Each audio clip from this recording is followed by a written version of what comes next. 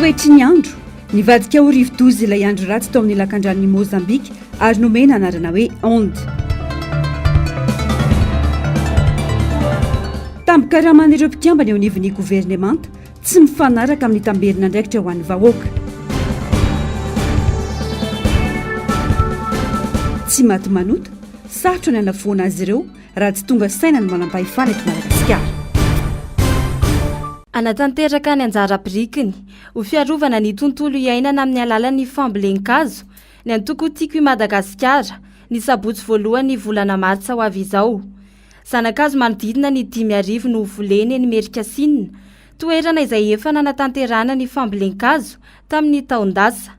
Anao ny fanaraha-maso ireo zanakazo efa novolena arak'izany ny antoko tiako i Madagasikara no anoy ny fandrakofana maitso ireo velarantany eny an-toerana. Antoko tiako Madagasikara dia mitsinjo no avy hatrany isika, mitsinjo no avy ny taranaka ary tsy maintsy manao zava-dehibe ny fikajiana ny tontolo iainana ka entanina ny mpikatroka rehetrarehetra na ny distim, na ny comtim, na ny foktim, na mpikambana tsotra ary asaina ihany koa ny mpikambana tsotra sy izay rehetra manam-paniriana ihany koa ifanotrona amin'izany fambolen-kazo zany dia ho tonga eny Amerikasinina daholo amin'ny asabotsy amin'ny valora sasany fa efa vita ny lavaka eny, efa vita ny avazo ny zanakazo efa 5,000 no volentsika eny ka anentanana antsika rehetra mba hanao zava-dehibe an'izany fotoana izany.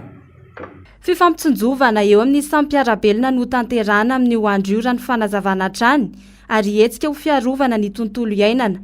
Fahavalo ny tontolo iainana arak'izany izay minimanakana raha sanatria misy ny meritreritra izany ho iatrany ny tompon'andraikitra. Antoko politika no andeha ambole azo ary ny anton'ny fambolen-kazo dia ho fitsinjovana ny fikajiana ny tontolo iainana.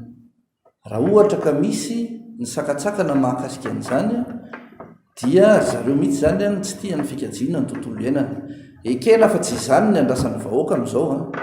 Ny andrasan'ny vahoaka tena resaka purement politika ahoana ny anavotana ny firenena fa ny programa misy aloha amin'izao dia fambolen-kazo satria tsy azo dinganina ny vanim-potoana ny fambolen-kazo dia tsy maintsy mamboly azo ny antoko tiako Madagasikara satria mandray anjara feno amin'ny fiainam-pirenena.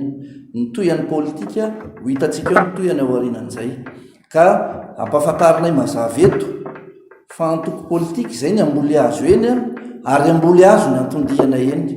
Raha anakana moa ianareo dia mety ho vitanareo rery zany ny fambolen-kazo fa izay amin'ny maha-olom-pirenenanay ao anatin'izay antoko politika izay tsy maintsy mitsangana izay miara mijery ny tontolo iainana satria samy miaina eto anivon'ity tontolo ity isika noho izany miara mikajy an'izay.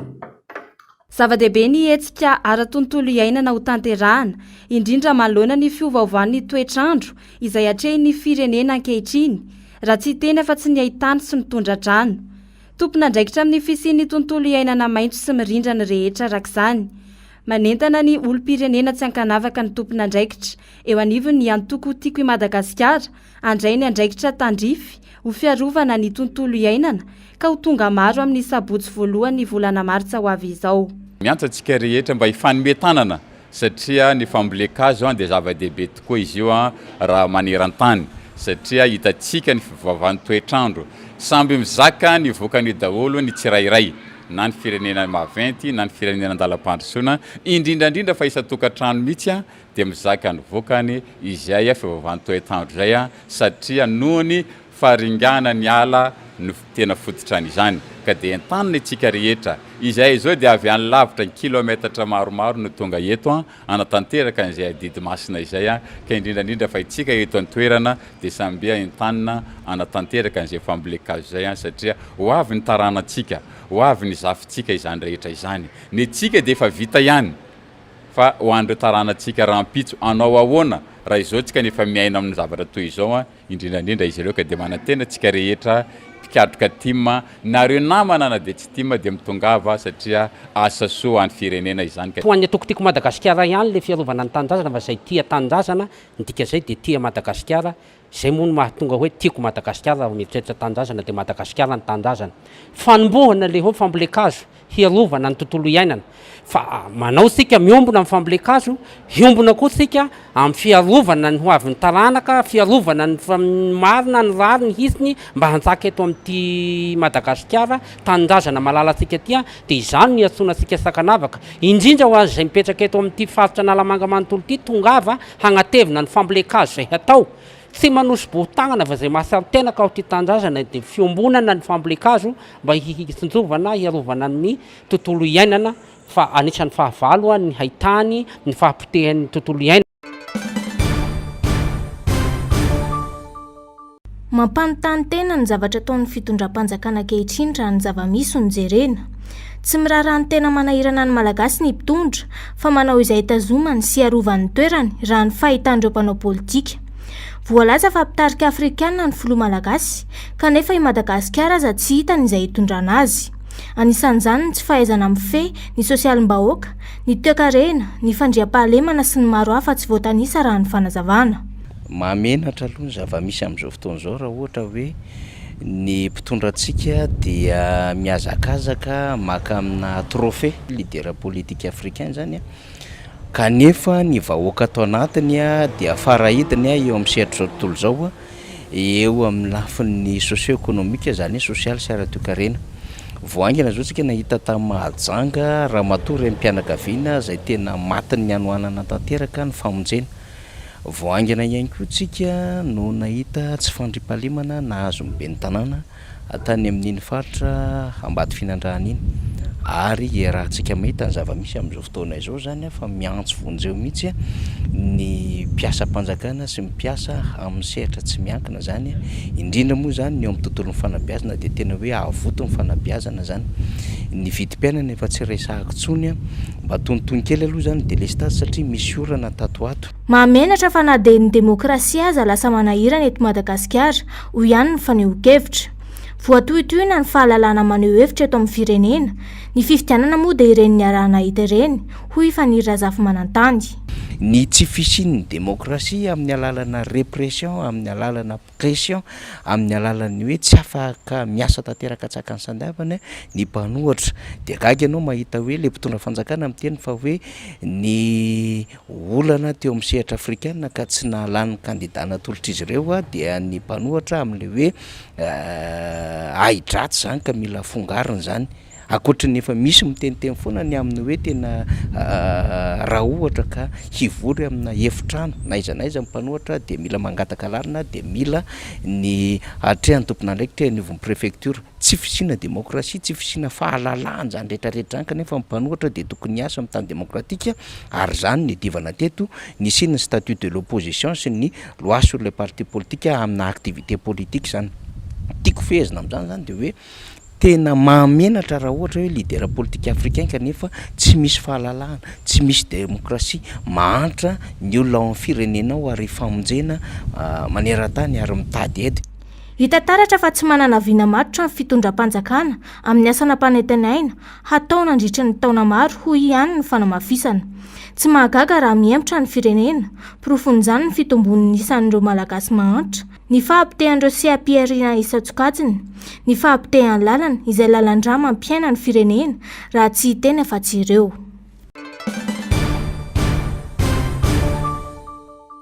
Dimy amby telopolo isanjaton'ny teti-bolam-panjakana no atokana ho an'ny karama sy tambo-karaman'ireo mpiasa-panjakana rehetra eto Madagasikara. Ambony dia ambony ny maro-bola ho an'ny tambo-karaman'ny praiminisitra sy ireo mpikambana eo anivon'ny gouvernemanta raha nitatitra navoaka ny Transparency International l'Initiative Madagasikara. Etsy andaniny, tsy mifanaraka amin'ny vola avoaka ho an'ireo mpitondra ny tamberina andraikitra ho an'ny malagasy izay mandoa ny karaman'ireo tompona andraiki-panjakana ireo hoy ny teo anivon'ny firaisamonim-pirenena androany. Fijerena manokana ny vahoaka izay miaina anaty fiainana tsy zarizary no andrasana amin'ireo mpitondra izay mandray vola be ireo raha ny fanazavana. Raha ny hevitray manokana ao anatin'izay dia hoe manana nomen'ny fanjakana eto manana ampy tsara ny membre ny gouvernement na ny prime ministre ihany koa anatanterahana ny asa izay tokony andraiketany ka ao anatin'izay no angatahany firaisamonim-pirenena ary indrindra ihany koa itsika olo-pirenena ny amin'ny hoe tokony hisy tamberina andraikitra ao anatin'ny asa izay tanterahan'izy ireo. Zavatra vetesina foana ny hoe rehefa misy an'ireny tambo-karama sy karama omena ny tompona andraiki-panjakana ireny dia anjaran'ny zareo kosa ny manome vokatra ao anatin'ny fahatotosana ny asan'ny zareo amin'ny fanatsarana ny tontolo iainan'ny malagasy tsirairay avy eo amin'ny fiainana iainany andavanandro dia tsy misy ankoatran'ny hoe manome an'izay drafitra fampandrosoana izay ho hita maso ao anatin'ny fangaraharaana miaraka amina maridrefy azo refesina ao anatin'izay fampiasana ny teti-bolam-panjakana izay sy amin'ny asa izay tanterahan zareo. Tsy ampy ny mangarahara eo amin'ny fitantanana ny teti-bolam-panjakana sy ny fanatanterana ny asa-panjakana raha ny fanazavany avy eo amin'ny firaisamonim-pirenena hatrany tsy hita soritra mazava izany hatreto. Ankehitriny mbola azo lazaina hoe somary marefo satria manao fandomana tabatra matetika moa izay firaisamonim-pirenena ny fanairana hoe ataovy mazava tsara ny fampiasana ny teti-bolam-panjakana, aiza tokoa ny lahara-pahamehana ao anatin'izay fampiasana ny teti-bolam-panjakana izay. Raha mandingitsika isaky ny mivoaka ny loi de finance dia manao an'izay analizy izay foana ny CCOC indrindra ary mametraka manaitra an'ireo tompona andraikitra isan-tsokajiny amin'ny hoe aiza ho aiza tokoa ny tena lahara-pahamehana mba hisiany izay fiantraikany amin'ny fampiasana ny teti-bolam-panjakana izay amin'ny andavanandron'ny mponina ary ihany koa mijery an'izay hoe inona tokoa par rapport amin'ireo priorité izay ataon'ny fanjakana sy par rapport amin'ny réalité izay iainan'ny malagasy tsirairay aiza kokoa mba hisiany izay équilibre ao anatin'izay fampiasana ny teti-bolam-panjakana izay.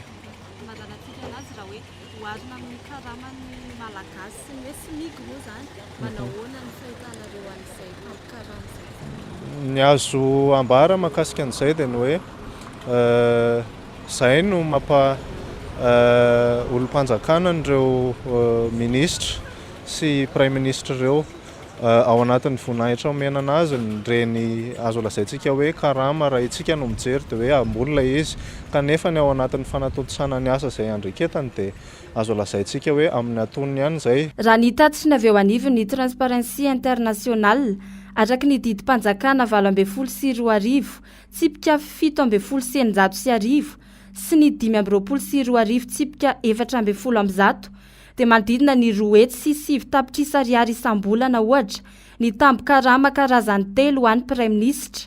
Raha tsy misy ny trano-panjakana tokony hipetrahany dia mahasolona ho fatrano 3 tapitrisa ariary isam-bolana izay miampy indemnité spéciale d'équipement 9 tapitrisa ariary. Raha mamita iraka eto an-toerana ny tenany dia manodidina ny 7 hetsy isan'andro ny tambo-karamany. Ho an'ireo mpikambana eo anivon'ny gouvernemanta kosa dia 3 hetsy sy 8 tapitrisa ariary ka hatramin'ny 3 hetsy sy 7 tapitrisa ariary isam-bolana ny tambo-karama raisiny miampy ilay solona ho fatrano 3 tapitrisa ariary isam-bolana sy ny indemnité spéciale d'équipement mitentina 5 tapitrisa ariary. 5 hetsy ariary ka hatramin'ny 9 hetsy ariary isan'andro kosa ny vatsim-pamitana iraka manerana ny nosy. Ambony dia ambony ny marika tambo-karama n'ireo mpanatanteraka raha mitamin'ny karama farany ambany eto Madagasikara na ny SMIG izay mitentina 5 alina sy 2 hetsy ariary ankehitriny. Tsy mifandanja amin'ny karama raisy ny mpiasa malagasy izany raha ny fanehoan-kevitra.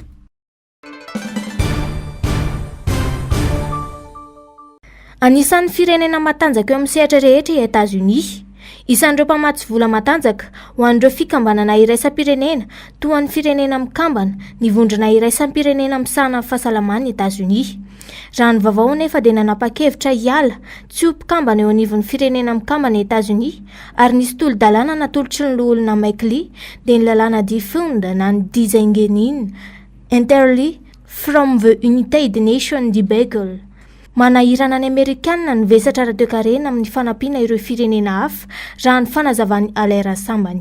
Ny propagande nandaniny ny Amerikana ny filoha Trump zany dia io le resaka protectionnisme zay manko ny ataoko hoe fironan-kevitra ara politika an'zareo zany dia tena hoe ny Amerikana aloha zany ka fatatsika tsara fa anisany firenena mparotsaka vola be ao anatin'ireo rafitra na nataontsika hoe ny système des Nations Unies dia ny Amerikana anisanao mpandrotsaka vola be ao anatiny ao ka mety vesatra be ho an zareo zany zavatra zany raha araky ny fomba fijeriny azy de logika izy raha ohatra ka anisany mangataka ny sitaka tsikelikely ao anatin'izany famatsina ankoatsin'izay ane mety misy zavatra tsy ataoko hoe tsy mesuré ny Amerikana ihany satria misy zavatra betabe ny fanarana tamin'ny convention de Vienne natonga atsika nametraka ny olona i organisation des Nations Unies fa mety zay mahatonga anazy io vesatra be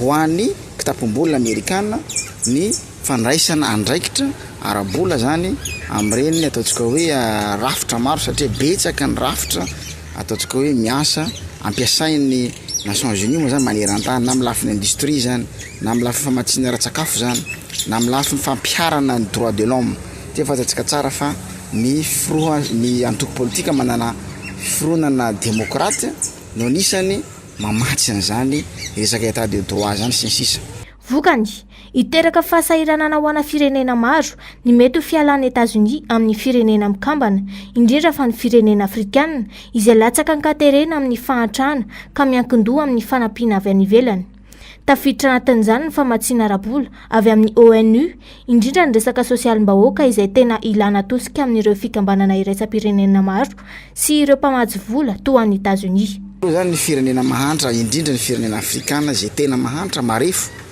anisany sahirina satria fatatsika tsara raha ohatra ho an'ny Madagasikara manokana zao raha ho an'ny Madagasikara manokana jeretsika tsara fa ho anatin'ny ataontsika hoe loi de finance na ny tetebolam-panjakana isan-taona zany dia matetika ireo programme na secteur social ao anatin'izany ny resaka fampiodinana ny resaka sosialim-bahoaka ao anatin'izany resaka fahasalamam-bahoaka ao anatin'izany resaka fampianarana ao anatin'izany ny fampiroboroboana sehatry ny indostria ary anatin'izany ny resaka famonjina voina na ny resaka hamehana na ny urgence dia betsaka ny vola miasa amin'ireo dia mba tsy tena koa ny 20 isan-jatony avy amin'ny organisation des Nations Unies amin'ireo sampana maro samihafa zany mazava ho azy ny firenena marefo aty Afrika izay mbola sahirana anisany ho sahirana nefa azotsika raisana koa zany zavatra zany mba hampiova ny fomba fitaritana aty Afrika fa maninona moa tsika manan-karena nefa mbola mihoatra ny 20 isan-jato ny teti-bola ampiasaina ato anatiny ato mbola vatsiny ireo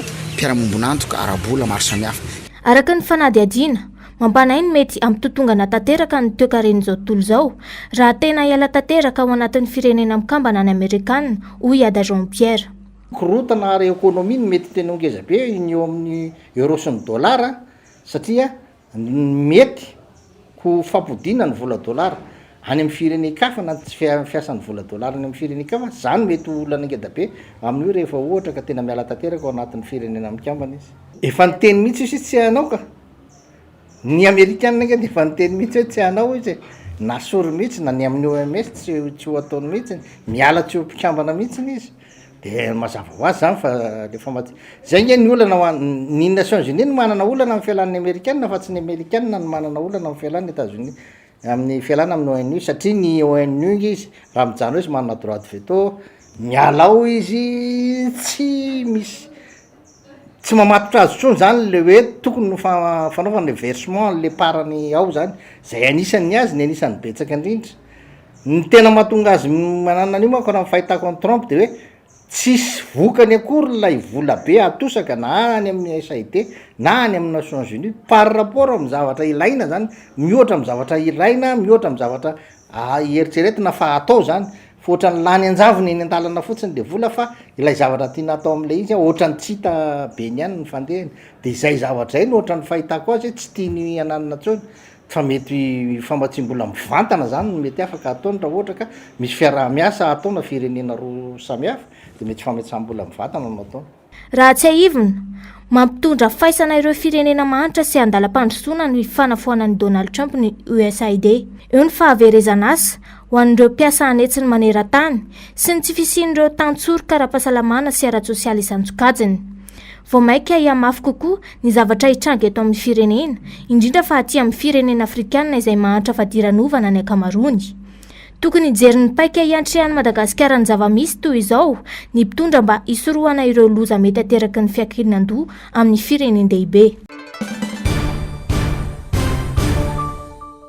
Natao ny fiandohany herinandro teo ny latsabato mikasika ny fampitsarana ny disadisa sy ady ifanandrinan'ny Rosia sy Ukraine no karakarahan'ny filan-kevitry ny fiarovany eo anivon'ny firenena mikambana. Firenena 30 no voasaka tokony handray anjara tamin'izany i Madagasikara. Tsy nahatonga solotena tamin'izany anefa isika ka tsy niatrika ny latsabato. Isan'ireo raharaha ifantohan'ny firenendrehetra maneran-tany a Ukraine. Hatramin'izay moa dia tsy mazava ny toeran'ny Madagasikara izay nilaza ho tsy momba ny atsy ary tsy momba ny aroa tany am-piandohany. Niovy indray anefa izany ka nanameloka ny Rosia tamin'ny fifidianana toy tao ity tamin'ny volana Oktobra 2022 ny fanjakana malagasy tamin'ny alalan'ny ministry ny rambahiny tamin'izany fotoana Randriamandrato Richard. Nesorona no isafidiny eo anefa ity ministra teo aloha ity izay nambara fa tsy nahazo ny toromarika avy amin'ny fanjakana foibe. Firenena maro no nandray anjara tamin'ny latsabato ka nahafahan'ny firenena mikambana namoaka tarimarika toy izao. 30 tamin'ireo firenena 30 no nanohana ny tsokevitra ho fampitsarana ny ady. 20 kosa nanohitra ka ao anatin'izany Etazonia sy Rosia na ilay antsoina hoe counter. 17 tsy nandray anjara tamin'ny latsabato ho an'ny Madagasikara ary 18 kosa no tsy nanohevitra isan'izany Chine sy Inde. Anisany nanamarika ity latsabato ity ny filazany filoha Frantsay Emmanuel Macron ny tsy maintsy hitadiavana ny fomba rehetra ametrahana fandriampahalemana maritra ao Ukraine ka namafisany ny fifanohanana eo amin'ny rotonta. Namalavetrany anefa i Donald Trump filoham-pirenena Amerikanina fa ny fampitsarana ny ady faranjaingana ihany no mahasoana izy ireo. I Etazonia izay niandalo tanteraka amin'ny Rosia nandritra ny latsabato eo anivon'ny ONU ary tsy hanohana ny Ukraine intsony amin'ny ady.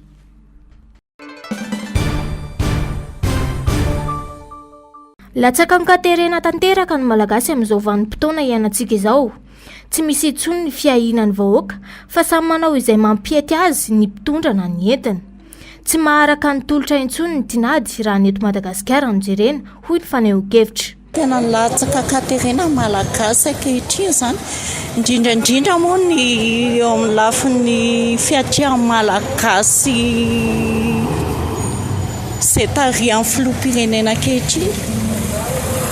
Noho izany izany dia hitako ny fijeriko anazy manokana tsapako tanteraka izany hoe maharem-pianakaviana anahy hoe ny vola malagasy ny latsaka ambany dia ambany raha mitondra 20 000 ariary izany ianao tena hoe zaka raha mahazo loka amin'ny sakafo ny ao an-tokantrano olona telo izany raha aminahy manokana.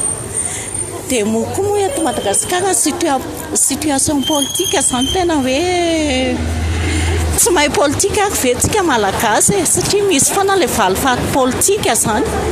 Mampanay fa ampidirina miandalana eto Madagasikara ny jadona raha ny fanehoan-kevitra hatrany. Voatohitohy ny demokrasia sy ny fahalalahana ny maneho-hevitra manjaka ny Ramatahora.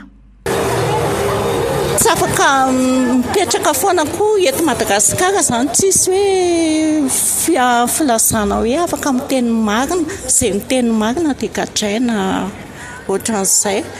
Lasa dictature tanteraka ny eto Madagasikara tsisy fahafahana intsony. Ny vahoaka koa le mahantra dia profitena le zarazaraina zavatra kely dia varimbariana iny fanehoan-kevitra moa ny tena tiako tsindrina satria fanehoan-kevitra izany eto amintsika tena sarotra be tsisy intsony ny demokrasia fa tena miaina tanteraka amin'ny dictature. Entsakilan'izany anefa tsy ampy ny fidiram-bola amponina ka mahatonga fahasahiranana tanteraka. Miazakaraka izay zava-misy fotsiny sisany ankamaroany mba ampilamina sy ampirindra ny fiainana amin'izao zava-misy izao. Zany tena miakatra lanjam-bola nefa tena maivana satria tsy hoe inona ny mahatonga an'izany fa tena hita tena sahirana ny vahoaka amin'izao fotoana izao. Noho ny fidiram-bola tsy misy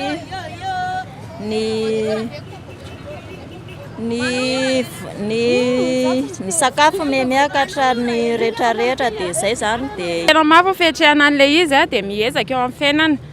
Izay zao ny hitako hoe vahaolana mila mitady izany e.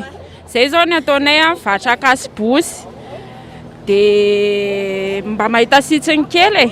Raha ny fanazavana dia tsy tokony loko politika no hitondrana ny Madagasikara fa ilaina fahaiza-mitantana sy mandrindra ny raharaham-pirenena. Tsy ampy ny fandraisana ndraikitry ny fanjakana manoloana ny voina miatra eto Antananarivo renivohitra ankehitriny vokatry ny fiatrehana ny fahavaratra toy ny fahafatesana olona maro vokatry ny fiotsahan'ny tany, ireo trabona marobe noho ny tondra-drano sy ireo loza afateraky ny rotsakorana ankehitriny. Hoy ny solombavam-bahoaka Tim eo anivon'ny boriboritany faefatra Rina Randremasinoro. Marobe ireo olona tandondomindoza ankehitriny saingy tsy misy ny toerana ahafahana izy ireo miala ao an-tokantranony. Etsy andaniny na ireo sefim-pokotany aza dia miandry ny toromarika avy amin'ny ben'ny tanàna kanefa mbola tsy nisy izany hatreto. Fantatro inona ny antony tsy ahafahana tonga dia mandray fepetra mideklare an'ilay toerana misy hoe zone rouge dia avy eo mametraka an'ilay mponinao otrabony. Mety misy antony ve? Mety manana olana ara-bola ve sa manana olana hafa mihitsy satria rehefa ny fatrabona ny olona dia tompona andraikitra voalohany zany ny fanjakana mikarakara an'ireo olona ireo noho izay ve ny antony. Fa ny fitarainan'ny olona dia betsaka ny olona izay tokony hialana amin'ny toerana misy azy kanefa tsy mahita isitriana izy satria ny sefim-pokotany mbola tsy manome lalana ahafahana mifindra any amin'ny toerana mahatrabona azy. Amin'ny vanim-potoana tahaka izao, ilaina ny hametrahana ny fanjakana ny service minimum na ny service d'urgence mba hanamorana ny fahasahiranany ny mponina raha ny fanazavana trany. Ohatra amin'izany, ny siny ny fisokafan'ny birao-mpanjakana ny farany herinandro. Manao antso ihany zany zay satria amin'ny vanim-potoana toy izao tokony misy foana zany ny service minimum na service d'urgence amin'ny birao-mpanjakana rehetrarehetra. Ny ao anatin'izany na eny amin'ny polisy na eny amin'ny BC zany na eny anivon'ny tribonaly ihany koa. Ny antony dia rehefa ao anaty voina ny mahazo an'ilay olona, ohatra tsotra fotsiny ilay zavatra ny seho teny ilany vato maty tao daholo izy telo mianaka, tontolo andro ny efa niandrandra ny fahatongavan'ny razana ao an-tranony ilay manamanjo satria efa mafy ny nahazo azy kanefa noho ny procédure misy eto amintsika dia hoe tsy maintsy mbola mandalo any amin'ny BMH aloha, tsy maintsy mbola mankany amin'ny BC aloha, dia tsy maintsy mahazo taratasy avy any amin'ny fitsarana zay vao afaka manao autopsie dia tsy mivony ny birao raha tsy alatsinainy. Noho izany zany tsy afaka mamoaka ny razana raha tsy alatsinainy satria midy ny birao-mpanjakana amin'ireny weekend reny. Dia rehefa tsy izay, rehefa tsy hanaraka ny procédure zany dia lasa misy manam-pahefana manao intervention izay lasa tsy manaraka ny procédure normale intsony ny zavatra misy ny zavatra miseho fa lasa misy olo-mpanjakana mahitahita manao intervention dia mivoaka ilay razana rehefa avy eo. Dia raha sanatria misy ny arakaraka teo aoriana dia mety ilay tompony andraikitra eo an-toerana ny mahazo loza ao anatin'izay ka izay ny antony anaovana fiantsoana na amin'ny mahasolom-bavim-bahoaka hoe amin'ny vanim-potoana toy izao zany na tokony efa hobinian'ny fanjakana mihitsy ny sin'izay resaka service minimum na service d'urgence zay. Teboka tsara jerena avokoa ireo ho fiarovana ireo mpiarabelona hiarambona raha ny fanazavana trany. Ny tomboherika lasa rivo-doza ary nomena anarana hoe onde tamin'ny 3 ora maraina teo ilay andro raha tsy niforona tao amin'ny lakandrany Mozambika raha ny fampitambavao teo anivon'ny sampana mpamantatra ny toetry ny andro. Anambana mivantana ny tapiny atsimo sy onde manomboka ny zoma maraina ho avy izao. Hipaka miandalana amin'ny morontsiraka atsimo andrefana ny rahona miaraka amin'ny rampiso maraina. Tany amin'ny 520 kilometatra andrefana somary atsimo andrefany Toliary no nisy ny foibe ny onde nanomboka tamin'ny 3 ora tolakandro teo. Ny tombohery ka lasa forte tempête tropicale izy ary niakatra ho 70 km isan'ora ny rivotra miaraka aminy ary ny atao fitra 520 km isan'ora manakaiky ny foibeny. Ny kisaka ny atsinanana somary atsimo atsinanana ny ity rivo-doza onde avy eo amin'ny lakandrany Mozambika ity ka nafaka 20 km isan'ora. Nahazo filazanana fanairana amin'ny loko maitso vokatra izany Androy, Toliara voalohany sy faharoa, Ampani, Ambosara Atsimo ary Dolaniaro. Ankoatra izay, mbola tombanana ho betsaka kokoa ny rotsakorana any amin'ny ilany atsimo, atsimo andrefana, afovoany andrefana ary ny ilany andrefan'ny afovoan-tany. 50 hatramin'ny 100 milimetatra ny tany rotsakorana andrasana ao anatin'ny 420 ora manomboka androany Alarby ho an'ny Morombe, Ifaty ary Manja. Ny alakamisy ho an'ny Melaky, Menabe, Bonglava, Itasy ary Ankazoabo. ny zoma sy ny sabotsy kosa ho an'ny belo sy tsy ombe. Iteraka fikorotanana samandra randavanandro, fiandronan'ny rano amin'ireo toerana moratondraka sy fiakaran'ny renirano ary fihoditsan'ny tany sy lalana amin'ireo toerana marevo zany ka tokony amin'ny mailo sy tandremany rehetra. Nahazo filazana famotandremana amin'ny loko mena i Morombe Ifaty ary Manja, famotandremana amin'ny loko mavo ho an'i Melaky Menabe, Bonglava, Itasy, Ankazoabo, Toliara voalohany sy faharoa, Ampani, Sakara ary Betioky, ary famotandremana amin'ny loko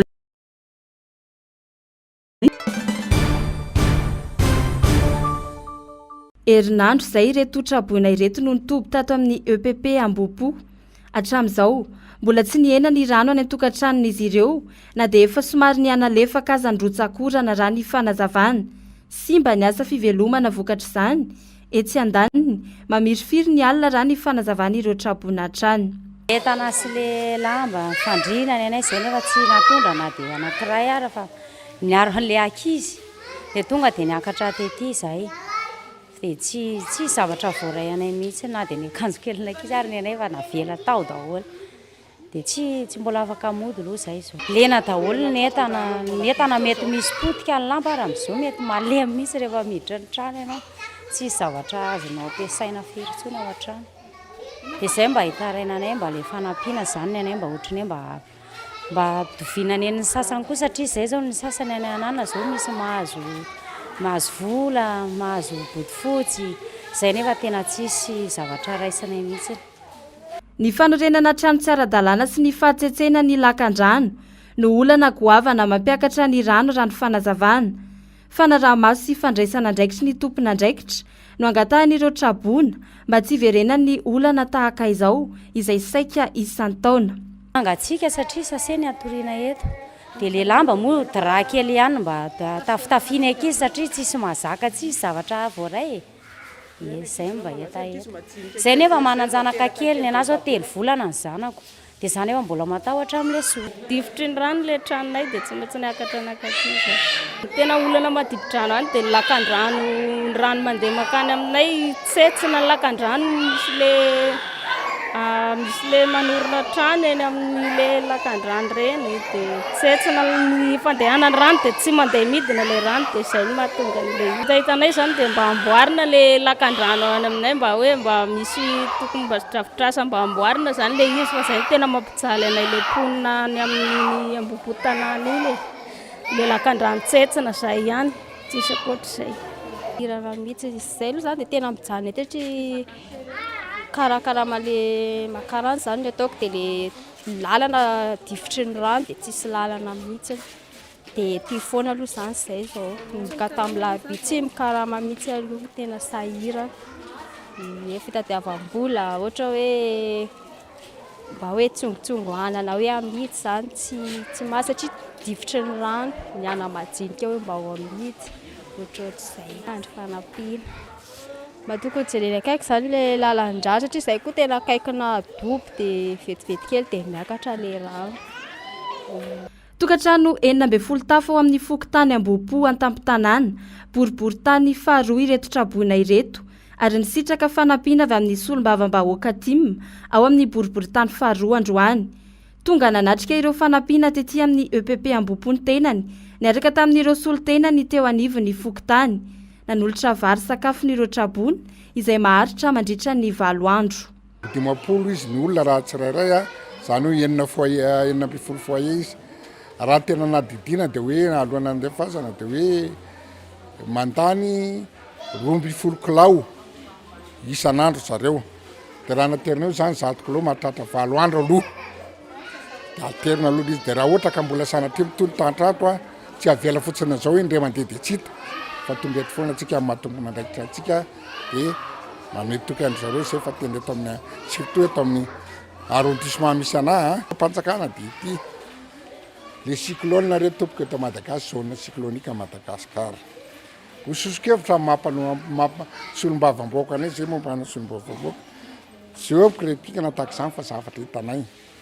Efa niteny asa taona zao isaka terem-bola tsy raha nitery amin'ny laotra ilay nisy izay raha tany nanatitra ohatran'izao koa mba ataovy reto tompoko satria misy financement misy vola amin'ny BNGRC misy vola mifatsakana miany ty mba hanao trano kezabe am'izay ho an'ny trabony isaka ny arrondissement isaka ny trano i tanàna ivana isaka ny arrondissement mbo hivatana nyreto ankizy reto satria raha mianatra zao mpianatra dia sady voizy tsy afaka mikarama vo koa mpianatra tsy afaka mianatra. Velom-pisaorana amin'ny fifanohanana tanterahiny ireo olom-boafidy maloana ny ady sarotra tahaka izao ireto trabona ireto ary mahatsiaro manana ray aman-dreny amin'ny fiatsika tahaka izao.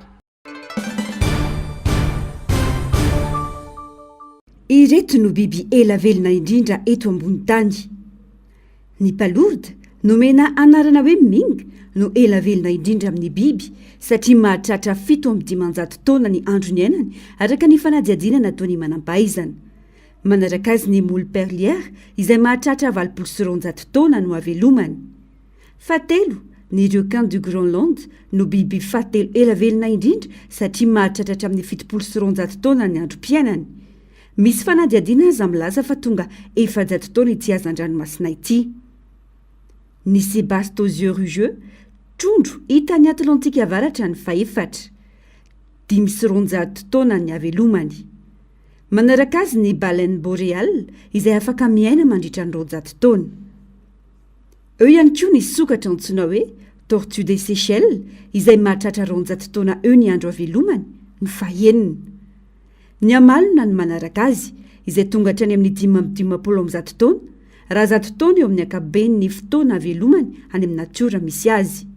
5 hatramin'ny 50 taona kosa ny fotoana aveloman'ity sokatra ity rehefa ompiny izy.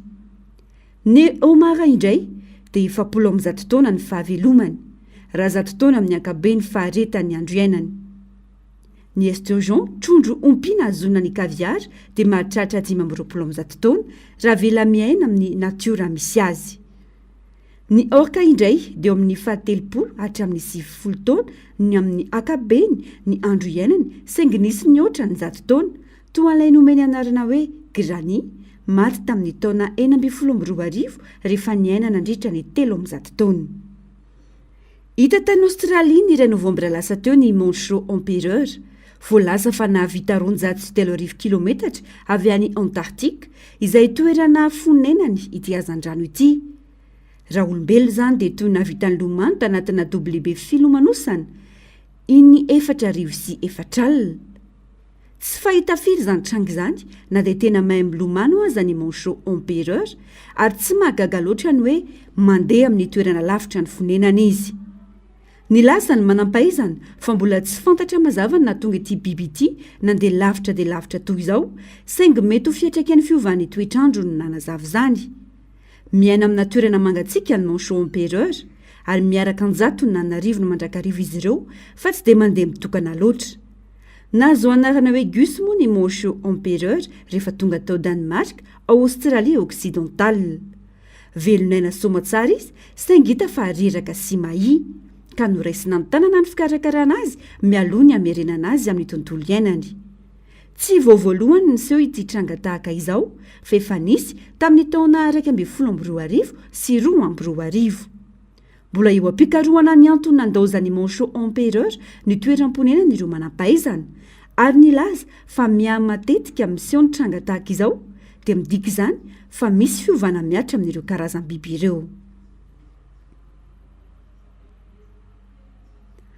Argolf no anarany ity asteroida ity ary voalaza fa ahitana siramamy eo amboniny ka iantsoana azy hoe tontolo ny siramamy na un monde de sucre. Nampanontany ny manam-pahaizana ny lokony mena sy somary arafesenina. Ny fanadihadiana nataon'ny Process of the National Academy of Science ny telojona no nahitana fa siramamy no antony io lokony io. Izany hoe ahitana glucose mitovy amin'ilay mikorina anaty ran'olombelona na ilay hohanina amin'ny andavanandro ary misy ny ribose sy alose izay siramamy hita any anatin'ny voankazo sy ny noix ity astéroïde ity. Ankoatra izay hita ho misinga manamandina tahaka ireo hita amin'ny savony izay manamandina ny hoditra sy ireo hita anaty vatomany teny amin'ny Argok.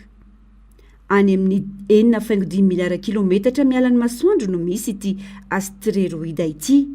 boribory anankiroa mitambatra sahala amin'ny bonhomme de neige ny endriny ary tamin'ny volana janoary 2012 no nahita azy ny satellite ny horizon avy amin'ny NASA midika hoe lanitra ilay anarana hoe Arrokoth izay teny amin'ny méridien Potence.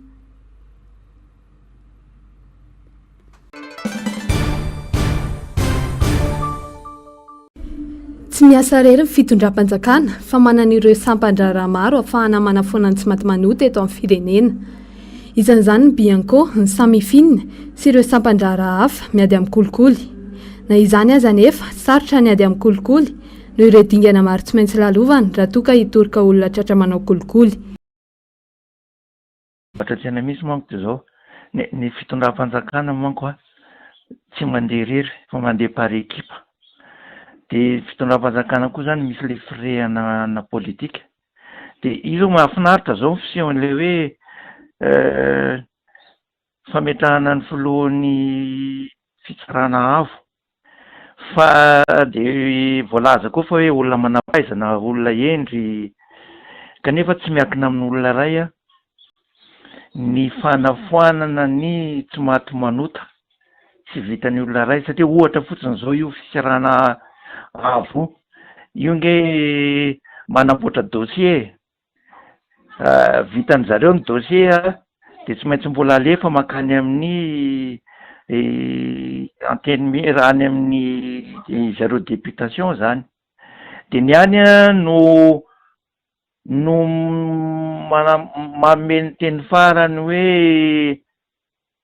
ho sahirana zany le fitsarana afo satria indraindray misy dossier alefa makany dia mety tsy ho traiteny zareo, tsy ho dinihany akory dia mety miandry ao na hoe aza ampiakarinareo satria raha vao tsy mivaly avy any le dossier tsy afaka miasa le fitsarana afo raha zay aloha ny lalàna misy amin'izao zay no any hoe ka le tsy maty manota zany efa ela ny eritreretany rehetrarehetrany io atao io zany daholo nge ny antony créena ny Bianco sy ny rehetrarehetra nefa eritrereto fa ny Bianco zany nisy fotoana angamba fotoana lava toa efa ampolo-taona ny maromaro zany zay mba tsy afantarany hoe tamin'iza ny teny an'izay fa nanao tamin'izany zay tao anatin'ny fikambanana miaro ny zon'olombelona sy ny zon'mpanjifa.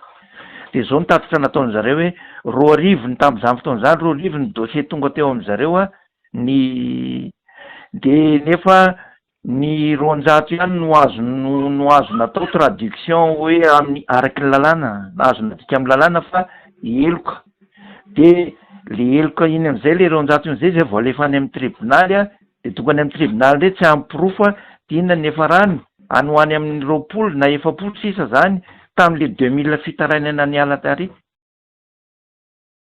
Arak'izany dia mbola salotra ao amin'ny fitondrana malagasy ny hanafoana ny tsy maty manota noho ny fisian'ny fampanjakana marina, ny rariny sy ny hitsiny eto Madagasikara. Ny zavatra tena misy manko dia zao ny fitondram-panjakana manko tsy mandeha rery fa mandeha par équipe. Dia fitondram-panjakana koa zany misy le firehana politika. Dia izy mahafinaritra zao fisehoan'ilay hoe fametrahana ny filohan'ny fitsarana avo.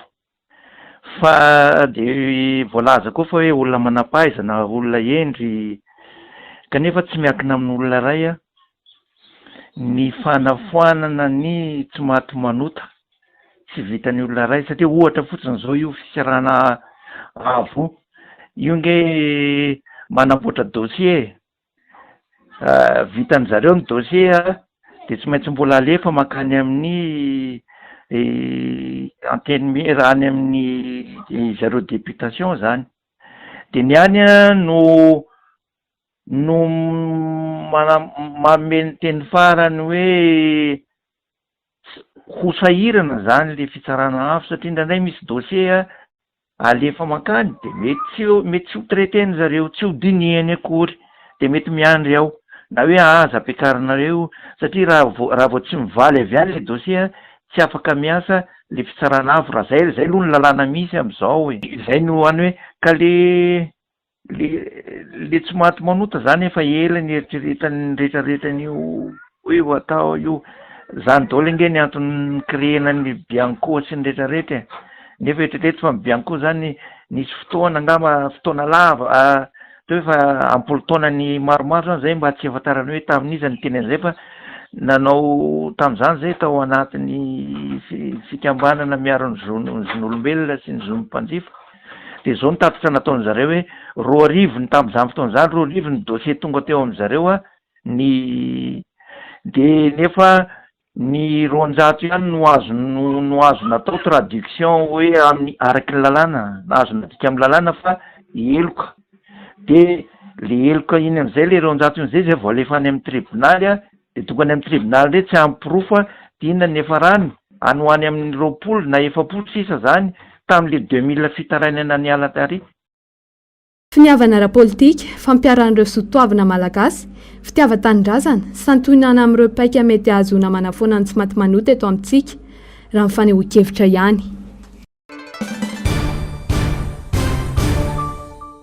Farafahakeliny mila manana 420 miliara dolara na 920 miliara euro eo ampelatana ny Ukraine amin'ny fanarenana sy fananganana azy taoriany telo taona nanafiany Rosia azy raha nitombana navoaka ny banky iray isam-pirenena. Mampiseho ny fahasimbana mahatsiravina nataony Rosia tamin'ny Ukraine itombana io hoy Marta Kos, komisionera ny vondrona Europeana misana ny fanitarana araka ny fanambarana iombonana nataony banky iray isam-pirenena ny firenena mikambana ny vomiera Europeana any gouvernemanta Ukrainiana ny talata teo. Raha nitombana teo aloha izay nivoaka tamin'ny febroary 2022 sy martsa 2022 de nanombana ny fahasimbana ho 2.7 miliara euro na 4.7 miliara euro ny banky iray isam-pirenena saingy nitombo hatrany kosa ny filany Ukraine amin'ny fanarenana noho ny fanafiana tsy akato nataony Rosia ho ny Premier Ministra Ukrainiana tao anatin'ny fanambarany. Tombanana ho amin'ny 10 taona itovy amin'ny 2 faingo valoeny amin'ny tany arkarena faobean'ny Ukraine ho an'ny taona 2022 itombana vaovao vanivoakio raha ny fanazavana. Tsy aivina, nanomboka tamin'ny 14 febroary 2022 ny fanafian'ny Rosia ny Ukraine ka nahafaty olona analiny namindraponina ny tapitrisany ary niteraka fahampitena goavana. Raha tanteraka ny tanàna maro noho ny daroka bomba, simba ny fotodrafitrasa maro, indrindra ny sehatry ny angovo. Tamin'ireo faritra manakaiky ny tsipika fiadina no nisy ny 5.7 isanjato ny fahasimbana, indrindra ny tany amin'ny faritra Tsinanana toa Donetsk, Kharkiv, Luhansk sy tao amin'ny atsimo misy any Zaporizhzhia, Kherson akoa ny Kiev, izay lasibatry ny fanafiana saika isanandro. Efa mananika ny roa faingo 5 tapitrisy ireo tokantrano simba sy rava vokatry ny ady izay manome ny ta 13 isanjato.